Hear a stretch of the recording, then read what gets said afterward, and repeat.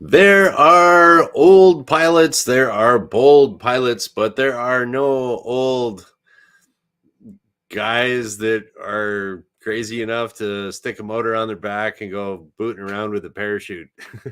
Welcome to the Superpilotish channel. My name's Graham Wilson, and today in my basement, I'm going to be talking to you, all you people that want to get up in the air for cheap, about paramotors, powered parachutes, powered paragliders, all that fun stuff.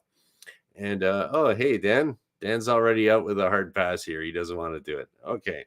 So yeah, I've gotten this question quite a few times in the last, I don't know, 8, 9 years. It's kind of it's a question that pops up every once in a while if I'm out at the airport and someone's thinking about like maybe getting into flying a little bit. What's a cheaper way to doing it? Everybody's all on the internet trying to find out the cheapest way to get up in the air, and it is probably one of the cheapest ways to get up in the air is to get some kind of powered parachute thing and just go booting around. And it does look very fun on the YouTube channels and stuff like that. But I don't know, maybe it's just my Mr. Grumpy, Mr. Safety, I'm not doing it kind of thing.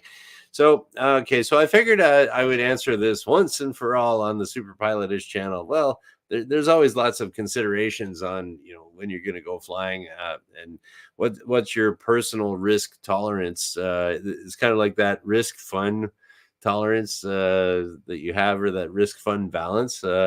Something that can be very risky can be very fun. I mean, like some people like jumping out of perfectly good airplanes and pulling the ripcord.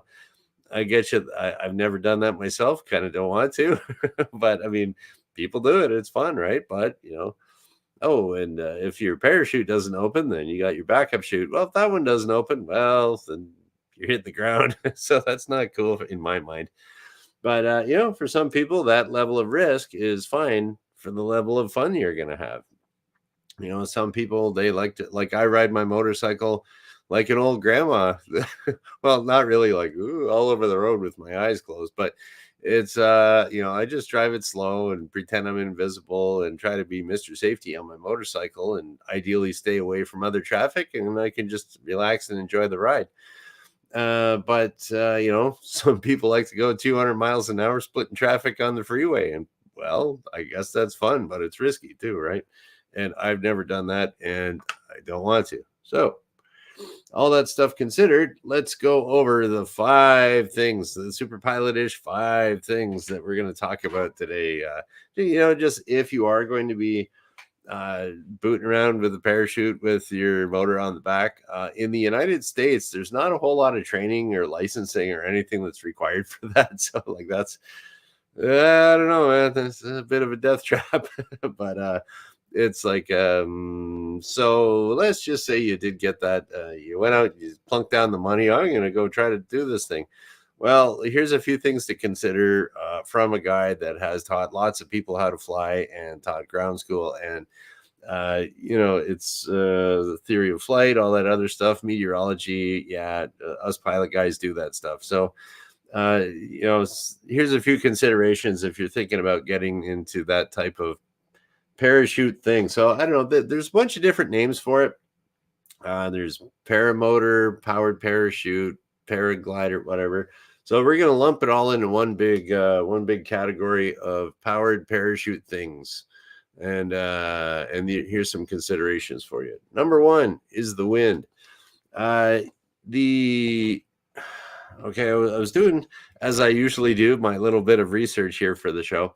I was doing research on it about what is the largest, or the biggest factor involving some sort of an accident or incidents with these types of aircraft. And most of the stuff that came up was like medical studies of 40% of them broke their leg, 30% of them broke their arms, 9% of them have back injuries. Like, okay, that doesn't sound cool, but how often does that happen? So but I think it would definitely make sense the other research that I did, and it dovetails with ultralight flying or sport aircraft flying. Anything that's a little bit smaller that can get bumped around by the wind. The smaller it is, the more the wind's going to be able to affect it. And so I'd say the number one thing consideration is the wind. So these guys that are flying these things, you got to do it right first thing in the morning, and then, or a lot of times here in North America, generally around where I am, Windsor, Ontario. I guess that's sort of close to Midwestern United States.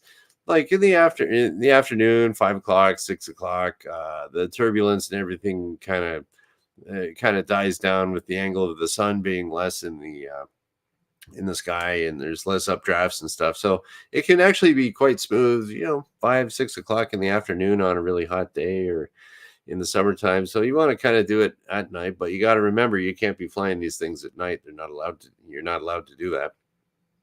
And yeah, so for the wind, you want to have it where there is like no wind at all, basically.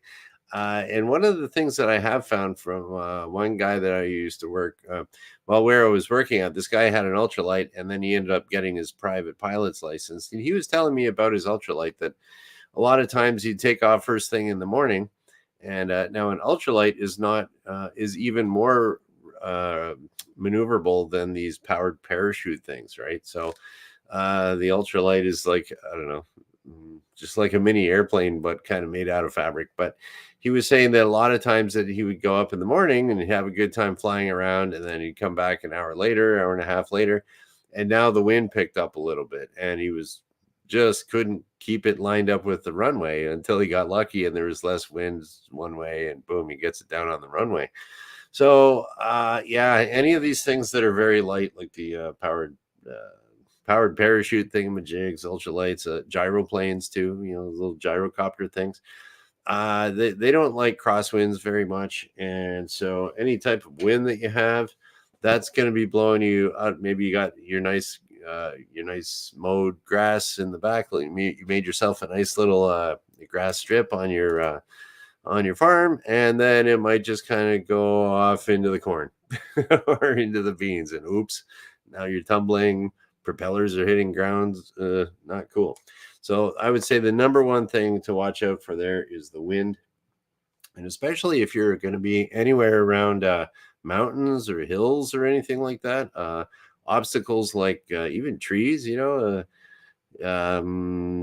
you're hitting, all right, let's get whiteboard number 2 out here. Yeah, so what can happen, this is where I get to draw a nice tree, because I'm a total expert at drawing trees. Look at that. That's a flight instructor tree if I've ever seen one. So what happens if your wind is blowing this way? Okay, what can happen is it'll go here, and it has to go somewhere if there's like a tree line, and it's going to go up. And here comes you and your little and your funny little paramotor thing. Okay, this guy looks like, okay, he's got a funny hat there. Okay, we'll make it like, there you go. That's not a hat. It's actually, he's hanging on by his head with a with a parachute. But if he's going this way, and he's planning on coming down here, when he gets to the top of this tree, he's going to encounter a whole bunch of turbulent air, and that could, fold up your parachute maybe if it's strong enough. So, even just, it's nice and light here, but now it's turbulent here when you're coming over the tree. So that's something, and that could work the same if there was a hill or a mountain ridge or some kind of drop off like that. All right, let's get another. I'm going to sneak this out of the way here. Okay, we will wipe this out, and we're going to go on to consideration number 2. Okay, this other thing too is kind of has to do with the old pilot and the bold pilot, and like, what is the attitude of this pilot? They talk about in aviation a lot the hazardous attitudes and stuff. So that's what I mean by attitude. I don't mean nose up, cruise, and nose down attitude of the airplane. I'm talking about attitude. What's in that noggin of yours? And that's one of the things about flying is very similar to riding your motorcycle. Is that if you are, it's kind of an extension of your mind. Whoa, man. It's like an extension of your mind, man. But it kind of is, that where, if you're having a bad day, you're all stressed out, that'll reflect itself in maybe making a mistake on your motorcycle or your airplane. If you are, you're really in a hurry, okay, then you're gonna, you might take a couple shortcuts here and stuff like that. And none of your business is in here hanging out doing his thing. And so the attitude there, one of the biggest things that I've seen, I guess it would be, the most dangerous attitude that you can have is this one where you can just say, "Oh yeah, I can do anything. I can do anything." And I've had guys come in to want to learn how to fly. Listen, I can do anything I put my mind to. And it's like, okay, yeah, you can, but it's going to take some work, and you got to have a little humility about it. And you're not going to be, the people that come off and just tell strangers that I can do anything I want, like, okay, well, yeah, sure, you taught yourself how to weld, you're running a business, great, that's cool. But you can't just will yourself through a storm or something like that. Physics is going to get in the way of you being able to do anything that you want. And unfortunately, yeah, I know one guy personally that had kind of an attitude like that and didn't do so great. We'll put it that way. And there, every airport has their stories of that guy. Oh, and a lot of times it's just like, kind of hard-headed business owners that in their industry, they got to be aggressive that way. And I'm getting this done. And okay, yeah, but you can also get stuff done while you're safe on the ground. So the attitude there is, and people that are kind of pig-headed, strong-willed, whatever, and like on, Mr. Know-It-All, it's going to be, yeah, that doesn't apply to me, or I'm, uh, well, you only did that because you were stupid. I'm not. That'll never happen to me. It happens to guys like you all the time, man. But yeah, so that kind of attitude. And another thing too is that people that like nothing is ever their fault. Like they call that in psychology and even in aviation, it's called projection, where they'll blame something or someone else for a mistake that they made. So let's just say someone's flying their little parachute thingamajig and they landed and it kind of tipped over because the wind was just picked up a little bit too much. And then the person will say, "Oh yeah, that was a bad landing. That was just because the manufacturer didn't put the wheel on straight, so it curves a bit to the right, or something like that." It's like, no, you were flying it past its limits. And that's another thing too, is if you are flying these planes, they're not fully certified. Some, depending on the design of it, some are checked out by the they're checked out by the FAA in the States, or like it's kind of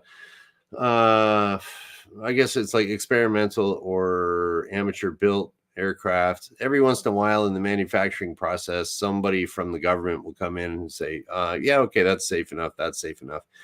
But it's not fully certified like a Cessna 172 or some other kind of plane. So it's yeah, there's still a little bit of test piloting kind of going on there, and they don't pay enough to be a test pilot. So that's the one thing, that something is like a certified aircraft will be an actual test pilot and all kinds of engineering reports. And that's why it costs so much money, is because the test pilots have to do their test pilot thing.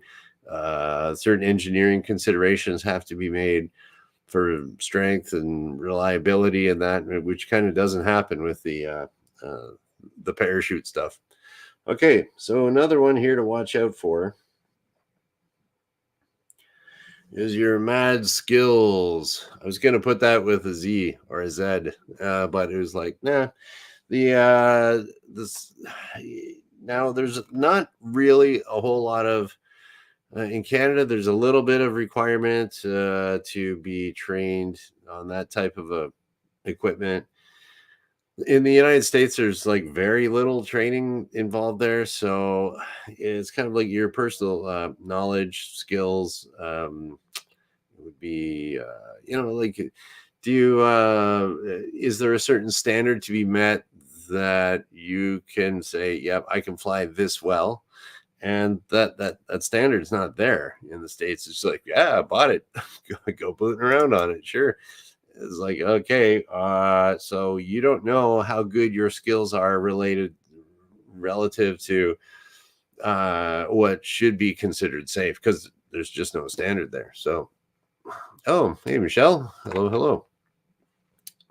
Yeah. So there's your skills there. So yeah, I would say, as far as one of the things that I would suggest, that if you're going to be doing something like this, if you have your mind, you're hell bent on doing it. That one thing that would be extremely helpful would be just to go to your local flying school or something like that, and just take the ground school portion of the private pilot license. It'll take you a while, give you something to do on a Wednesday night or whatever, but that will give you a lot of information and about how aerodynamics work, weather, and that could, like, it could put a lot of good tools in your safety toolbox. If you just have that knowledge alone, you could take that stuff online even, but I'm kind of a fan of doing it in person, because you're going to have questions about your powered parachute thing, and you can run them by. Maybe you'll run into somebody else that used to do that, and and they got smarter and decided to get their pilot's license. But that's my bias there. Okay, the next thing here, we're up to number 4, mechanical. Okay, mechanical. How good is that engine behind you? It's like, well, it worked for the chainsaw, should work for an aircraft. Uh, I'm not a big fan of that. Last I checked, I don't think chainsaws are designed to just go full tilt with a propeller on them for like an hour.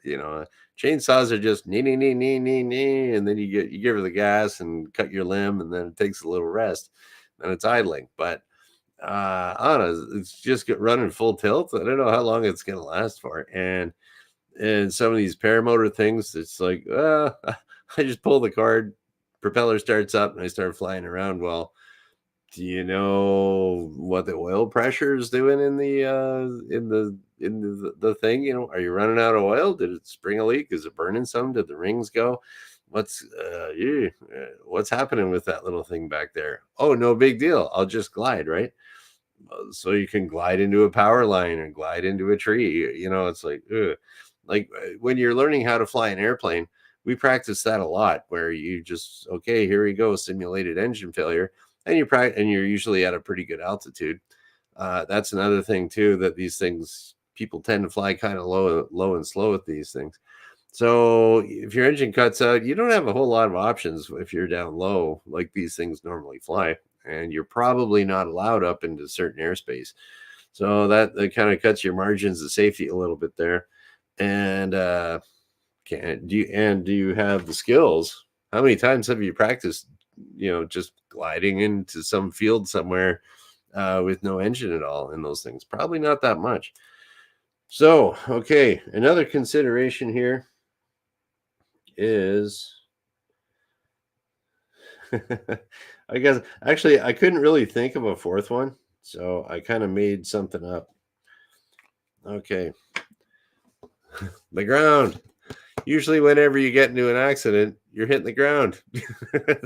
Most accidents happen on the ground somehow, either taking off or landing, or like leaving the ground, or coming in and then immediately coming in contact with the ground, or just coming in and contacting the ground. That's where you limbs get kind of hurt on these types of parachute motorized things.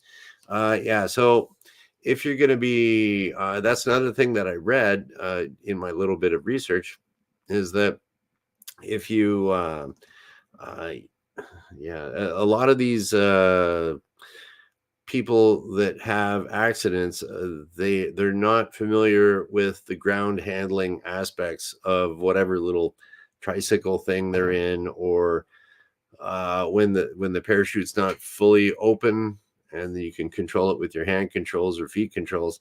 That in between phase, people aren't, they don't, they might, or they're not as experienced doing that, we'll put it that way. So that's something there. Ground handling is like a pretty big, a big contributing factor to any of these accidents of these powered parachute things.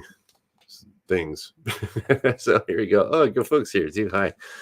Okay. Yeah. So what I will do now is I will review this and the learning factor of recency for all of you flight instructors out there. And yeah, so things to watch out for when you have your powered parachute thingamajigs. Okay, wind.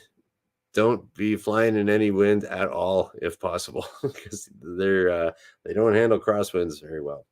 Okay, attitude. That is not airplane attitude. That's your mental attitude. Are you a hot shot? Forget it. You're gonna kill yourself. You got to have a good open-minded, you got to be one with the plane, man. And take criticism or constructive criticism if someone says, I wouldn't be flying today. It'd be like, yeah, you got it right. You're right. Don't be afraid of taking good advice. Okay, skills. Get out there and practice on nice days.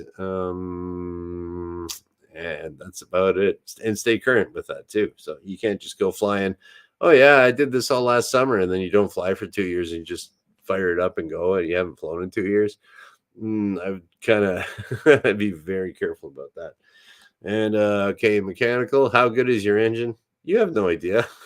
It's got oil and gas. Okay. And then I was thinking there too, if you ever do manage to find one of these things used, you usually can't because they're broken or they crash. But if you do find a used one, you don't know if it crashed and they fixed it up, kind of fixed it up themselves. How good is their fix? They ding the prop, and all of a sudden now you got a wobbly propeller because the shaft coming out of the motor that the propeller goes on is bent. That's not cool. And stay off the ground. If you're up in the air, you'll never crash. There you go. All crashes happen on the ground. So there we go. Things to consider. I'm not a huge fan of these things, but it all comes down to your fun risk balance how you want to live your life, man. So there we go. I am going to see if we got any little questions. I saw a couple pop in here.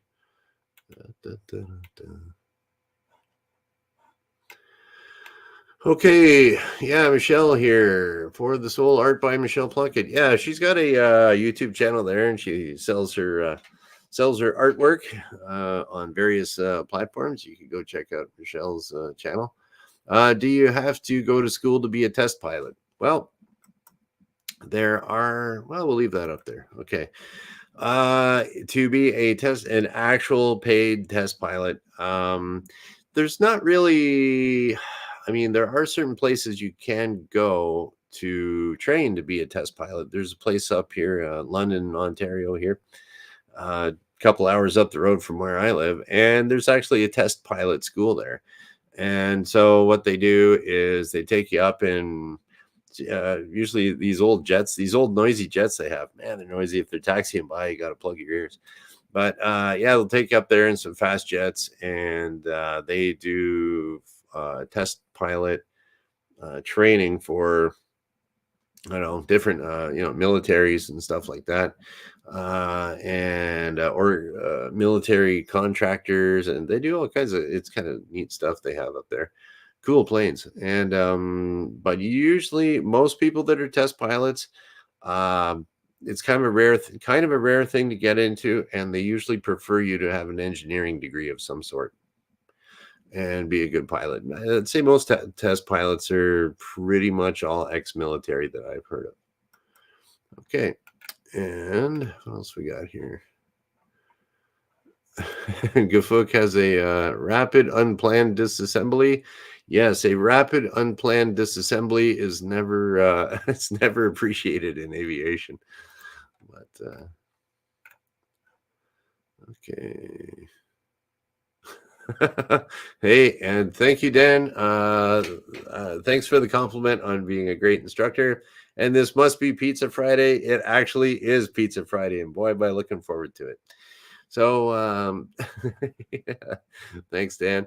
Yeah, so I think I'm just gonna kind of yeah, that's about it for today. It is the weekend, like Dan says. It's Pizza Friday. Good. And then I'm gonna now all I can think about is pizza, man. I want to wrap up the show, and I'm like, pizza. So, anyways, oh, Dustin's in here too. Hi. So yeah, I will be back on Monday because I do this Monday, Wednesday, Friday at noon Eastern.